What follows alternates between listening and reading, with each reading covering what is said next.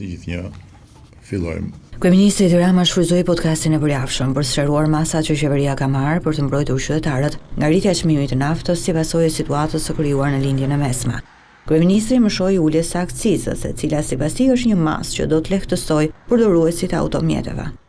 Është marrë dhe një vendim tjetër për të ndërhyrë me një masë të përkohshme, gjë që po e bëjnë vendet tjera, në akcizën e naftës, duke i bërë asaj një ulje me rreth 20% në mënyrë që të lehtësohet, si thuaç, disi bara mbi përdoruesit e automjeteve.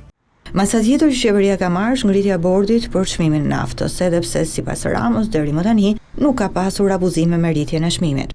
Nuk janë vënë re abuzime, monitorimi vazhdon dhe duke qenë se çmimi ka pasur një tjetër kërcim, është marrë vendimi që të hymë në regjimin e bordit të transparencës, i cili do të sigurohet se nuk do të ketë përfitues apo profiter, siç i thonë në anën tjetër të bjeshve, që do duan të shfrytëzojnë krizën për të futur më shumë para në xhep. Instrumenti i bordit nuk është i ri. Në marsin e vitit 2022, për shkak të situatës krijuar pas agresionit rus mbi Ukrainën, qeveria ngriti dy borde, bordin për çmimin e naftës dhe atë për çmimin e ushqimeve. Partia Demokratike asokoi cilësoi borde komuniste dhe i goditi në gjykatën kushtetuese. Gjyqtarët e shpallën atëherë të palishëm bordin e ushqimeve, por edhe pse mekanizmi i funksionimit të tyre ishte i njëjtë, ata lanë në fuqi bordin e naftës, duke kërkuar qeverisë të rregullonte vetëm një fjali në aktin normativ,